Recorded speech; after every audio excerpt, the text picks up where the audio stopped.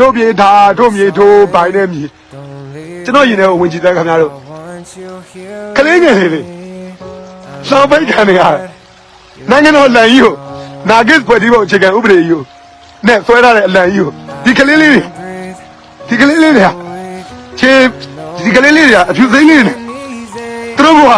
သူတို့အိမ်တွေကိုဒေါသထွက်နေတဲ့ဗုဒ္ဓဘာသာလူအုပ်ကြီးကမီးရှို့လိုက်လို့ရခိုင်ပြည်နယ်သူတို့မရောက်ဘူးလေရခိုင်ပြည်နယ်ဟိုးပင်လယ်ကြီးနာဒုက္ခတဲ့စခန်းတွေမှာစောင်းပိတ်ခံထားရတဲ့ကလေးတွေဟာအလံတော်ကိုကြည့်ပြီးတော့သူတို့ဆရာမတွေကသင်ပေးထားတာဟောဗျာဒါတို့ပြေဆိုသူတို့ကျွန်မခံနိုင်ဘူးဗျကျွန်တော်တင်တော့သိတယ်မခံနိုင်တော့အဲ့ဒုက္ခစခန်းထဲမှာကျွန်တော်ကဓာတ်ပုံရှိတယ်ရိုဟင်ဂျာကလေးတွေနဲ့ဓာတ်ပုံရိုက်တာရှိတယ်လူတွေဗျခင်ဗျားတို့လူတွေခင်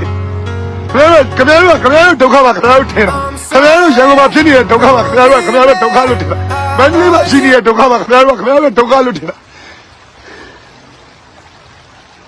ခင်ဗျားတို့တမန်တော်ဒုက္ခတွေကိုမေးထားခဲ့တာလူတွေခင်ဗျားတို့အပြစ်သားတွေခင်ဗျားတို့ကလူနှလုံးသားမရှိတဲ့လူတွေခင်ဗျားတို့ကနေတူကခံစားနေရတာဝင့်နေတာအဲ့ကလေးတွေမျက်နှာကျွန်တော်မြင်လို့ပြောနေတာ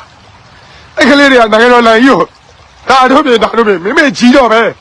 အဲ့လောက်မီးရှို့ပြလီးပဲမင်းတို့တွေကိုဒုက္ခတဲ့စကားတွေမှာနှစ်ပေါင်းများစွာလောင်ပိတ်ထားတဲ့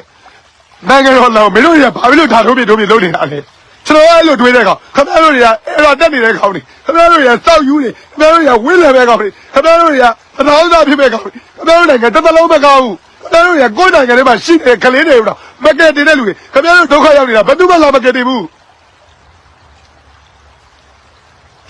တော်စံသူကြီးကသူ့မားနဲ့ပြစ်တာကိုသူပေးဆက်နေရတာတော်စံသူကြီးက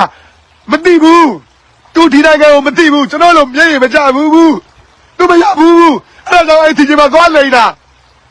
ခင်ဗျားတို့အဆောက်ယူတွေ